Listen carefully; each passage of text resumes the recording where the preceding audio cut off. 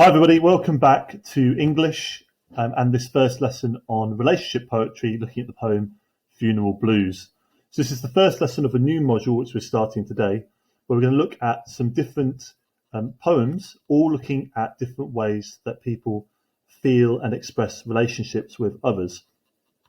Now today's lesson, I'm going to show you exactly how we're going to go through each of the poems, how to annotate it, how to add down some notes to your copies, and the process we're going to use for all of these lessons. So I'm going to take this one a little bit slower today, and if you need to pause the video at any point, then obviously that is absolutely fine. Pause it, make your notes, and then you can press play again. So to begin, we're going to start with the poem Funeral Blues, and we're going to focus on some couple of key questions. So first of all, what is Auden's message about relationships? So this man here in the picture is W.H. Auden, the poet who wrote Funeral Blues. What is his message to us about relationships? And secondly, how does he use language, structure and form to convey his messages? So how is the way the poem is put together, the words that he uses, the language that he uses, used to get across what he's trying to say? So when we go through a new poem, we always go through a number of steps. And the first step we always want to do is to look at the title. Now, of course, titles are choices that are made by poets. So when he chooses to call his poem Funeral Blues, we can actually analyse this decision and choice that he's made. So before continuing with the video, I'd like you to have a think about, first of all, what are the connotations of the word funeral? So connotation is, what does the word make you think of, or feelings does it bring to mind? And secondly, what are the connotations of the word blues? And then, what is the effect of putting these words together? Now, if you turn to page 10 of your anthologies, you'll find the poem, and you can make these notes around the title. So the first we could say about the title is that the word funeral is an occasion where people come together to remember somebody who has died. Now, funerals are mainly considered to be very sad affairs, but also funerals can be quite uplifting as you remember a person who has left us. This paired with the word blues is interesting because the word blues, although it is a colour, often has connotations with sadness. We might talk about things like blues music. So we can expect this poem is probably going to be quite sad and talking about maybe a relationship that has ended. Now, when we go through each of these poems, we need to make sure that our anthologies are really well organised. So I'm going to ask you as you go through each poem to make some notes in very specific ways.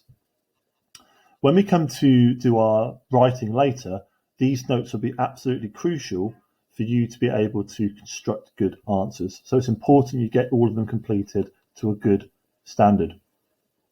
Now, what I'm going to ask you to do is on your copies of the poem, so this is page 10, is to make some boxes.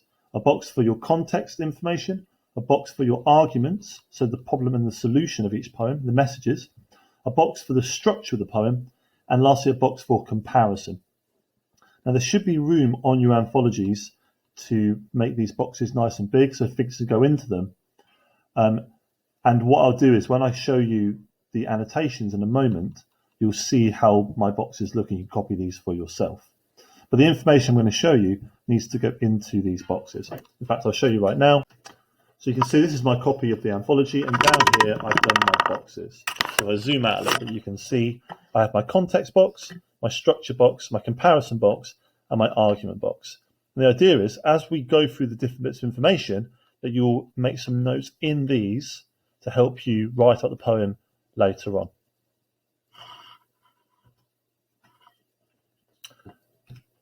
So, moving on. Now, the first thing we want to do when we get any new poem is we want to spend a bit of time reading it for ourselves.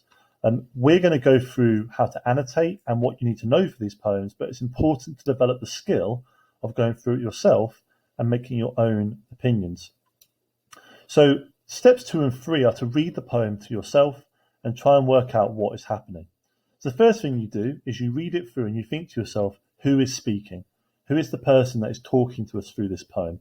Once you think you have an idea, use a pencil and write at the top of the poem. What you then want to do is read each of the stanzas, so the little parts of the poem, and to write what you think is happening. If you get both of these done, then you can use your pencil again to think about the structure of the poem. So some things we can always think about are Is the poem in stanzas? So is it broken into smaller chunks, or is it one long poem? Are the line lengths the same, or do the line lengths differ? Does the poem rhyme? And does the poem have a meter? And by meter, I mean, is there a consistent rhythm to it?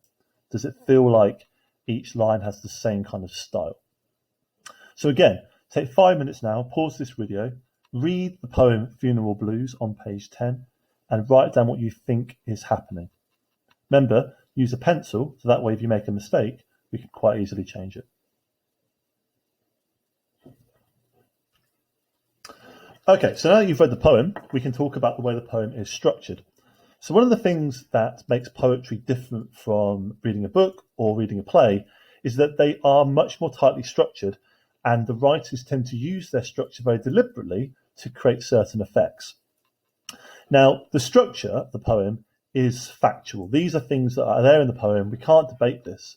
What we can do later is decide how does the poet use each of these structural features to enhance their argument. So first thing we're going to do is simply write these down into our structure box. And I'll explain what each of these things is. So firstly, the form of this poem is called an elegy. Now, an elegy is a poem that is written about loss and grief for the dead. It's a very ancient form. It's an ancient Greek form that the ancient Greeks used to express their feelings of loss when somebody died. So we say this is an elegy. Secondly, it is written in quatrains. Now, a quatrain is a stanza or a part of a poem consisting of 4 lines. So this is a poem written in quatrains, and each of the lines is end stopped and contained, and the stanzas are contained. So if you have a look at the poem, you can see that a lot of the lines end on the line. They don't run over into a new line, and that each stanza ends with a full stop. We also have what we call iambic pentameter, which means that each stanza has 10 syllables, and those syllables are often rising. However, sometimes this is irregular. So there are extra syllables included and inconsistent feet, which means that there is kind of a pattern to the poem. It's kind of quite standard and patterned, but at times Auden breaks that pattern, again, breaking it for a reason. We have what we call rhyming couplets. So it goes A, A, B, B. You can see, if you look at the first line, telephone, bone, drum, come, overhead, dead, doves, gloves. So the poem does rhyme, and it rhymes in couplets. Now, usually rhyming couplets increases the pace of the poem, makes it feel faster. 2 more things to go. So we also have what we call heroic verse. Now, heroic verse is actually a technical name for 2 of the things that we've already discussed. If a poem is written in iambic pentameter and rhyming couplets, then we call it heroic verse. And again, it was a form used by the ancient Greeks when writing about great heroes and odysseys and journeys. And finally, we have a first-person speaker. So it's written in first person from the point of view of maybe the poet himself. Now, these are all things that are in the poem that we can later on come to analyse and talk about how they might create certain effects and help Auden get across his message. Next, let's talk about the context of the poem. So again, context goes into the context box. Now, you can't write all of this down. So I'm going to ask you, after I've read this to you, is to choose 3 things that you think are important and help explain why Auden wrote the poem, and to add these down into your anthology. So, first of all, Auden himself. Now, Auden grew up in Birmingham, England, and was known for his extraordinary intellect and wit. He was a very clever man. He was a brilliant poet, very famous, very well respected. Just before World War II broke out, Auden emigrated to the United States, where he met the poet Chester Corman, who became his lifelong lover. Auden first wrote Funeral Blues as part of a play. So this poem was originally used actually in a joking way. It was mocking a dead politician, and was deliberately over-dramatic. However, he then later on rewrote it to make it much more serious and reflective. The poem became extremely famous when it was used in the 1994 film Four Weddings and a Funeral, where the character reads it at the funeral of his partner.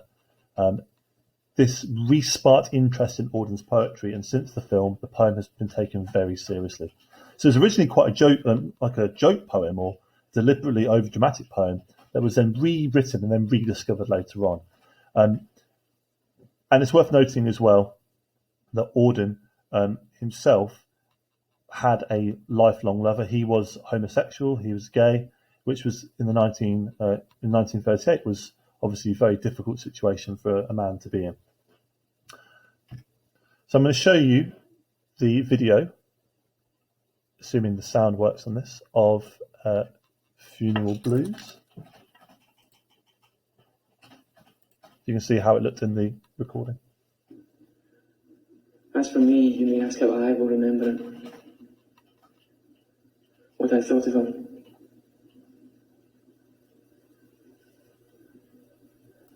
Unfortunately, there I run out of words.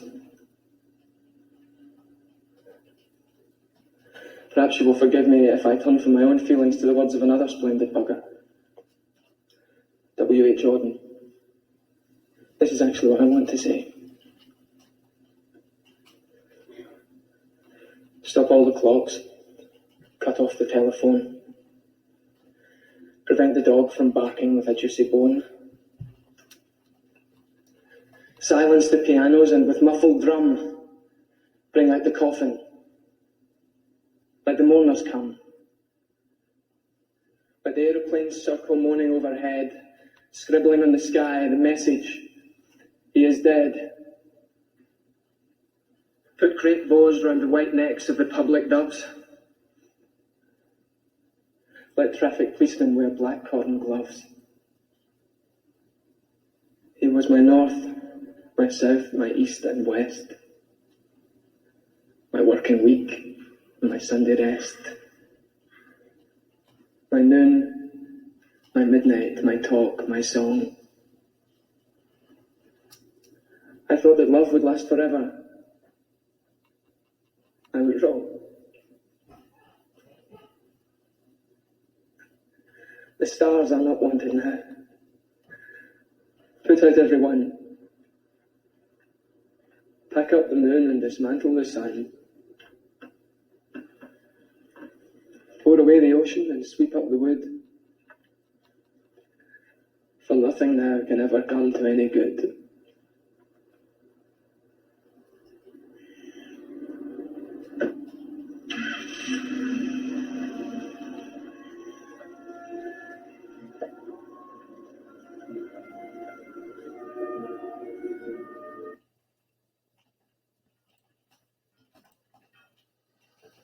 So that was the famous reading of "Stop All the Clocks," or "Funeral Blues" as it's known in our copy, from the film For Weddings and a Funeral. And again, that was probably the moment where this poem became extremely famous, as used at the funeral of one of the important characters who dies in the story.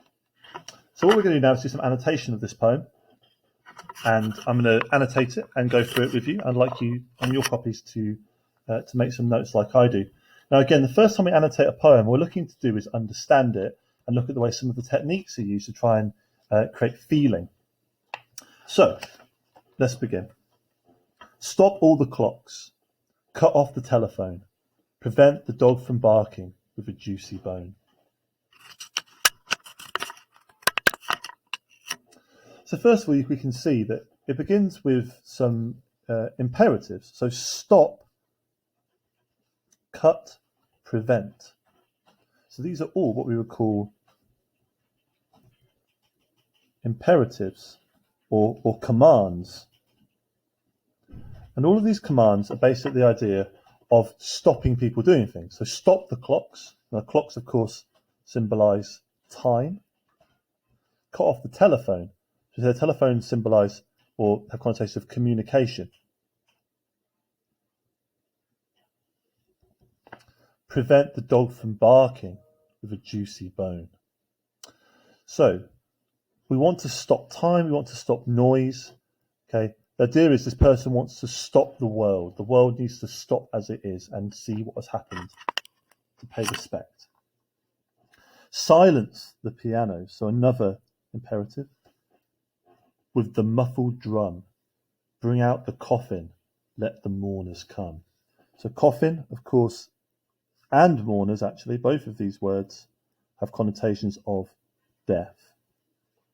So what's happening here? Well, we can say that probably somebody has died.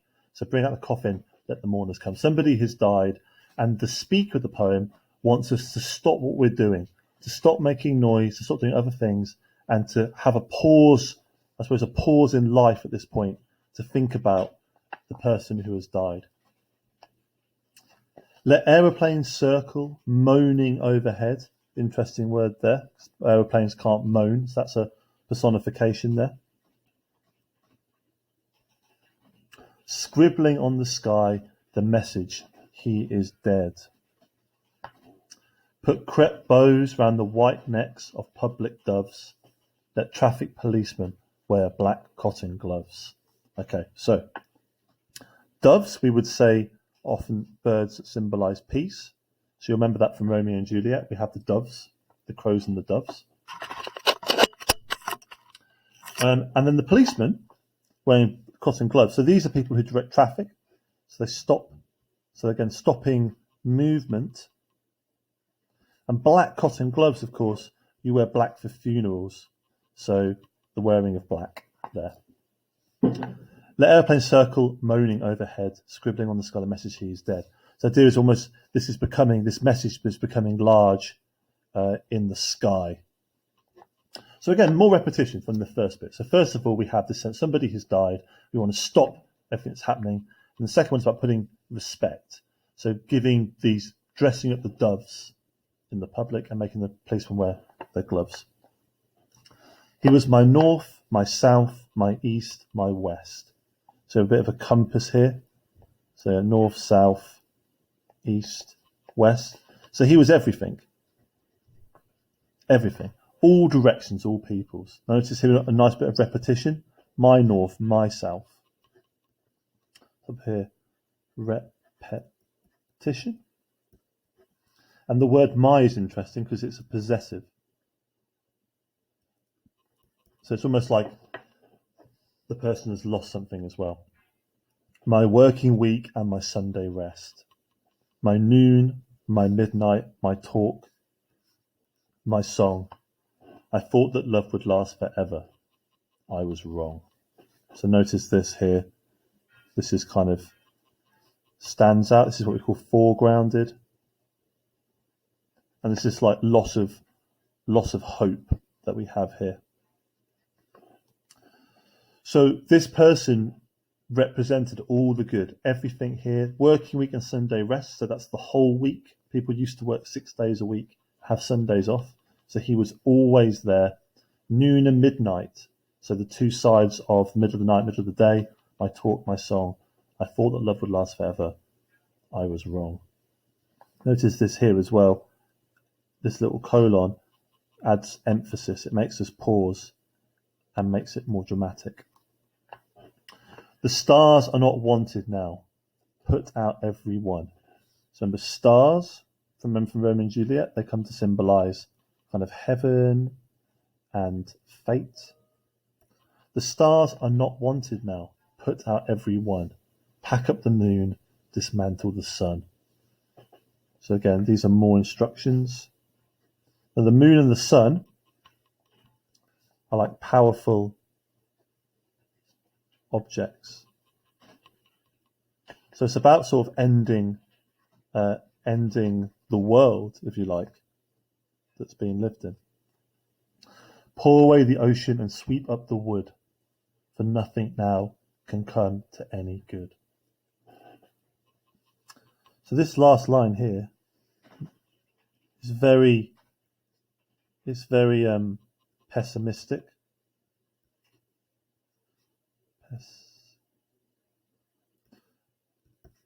And almost devastated. So there's no positives in this poem. This poem is simply saying that this person has died, and as of now, there is no point in living anymore. This person was everything to this other person, and all they want to do is just end the world, pour away the ocean. So again, pour away. Ocean is huge, and pour away is quite a small action. So a bit of juxtaposition there for you. Sweep up the wood, so these great forests, if you like. So we have moon and sun, ocean and wood. So all the things that make up the world, this person wants to just end. So it's not a very complicated poem, this one. It's a nice one to begin with because it's quite simple. But essentially, we need to think about, now we have our annotations done, is what is Auden trying to argue? So the last thing we want to do is we want to try and think about what Auden is arguing through this poem. And this is going to go into our argument box. Now, the idea is that every single poem we do, we're going to try and think of 2 arguments for that show what he's saying about relationships. So because today's the first one, I'm going to give you what arguments I think you should use. So you want to write these down into your arguments box. What you then want to do is give each of these arguments a different colour highlighter. And for each one, I want you to choose 3 techniques. So those can be quotes, those could be bits of the structure that show that argument. So first argument we're going to do today is that Auden criticises how life continues after the pain of death. So he feels very sad that somebody has died and he's upset that life continues. He wants life to stop continuing. And then argument number 2 is that he argues that life cannot continue after the tragedy of death. So he's upset that life does continue. He wants things to stop and be respectful and end, but then he recognises that for him personally, life cannot continue. So those are our 2 arguments today. What I'd like you to do to finish up is, once you've got those arguments written down, is to give each one of them a different colour, and then from the poem to choose quotations, techniques that support those arguments.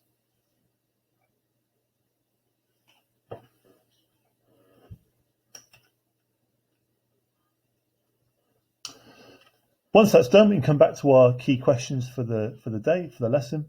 So hopefully we've managed to answer these through writing and annotating about this poem. So first of all, what is Auden's message about relationships? I think we could argue that he says relationships are really powerful, really important, but ultimately they always do end. And when they end, they can be extremely devastating for people who have had great loves in their lives.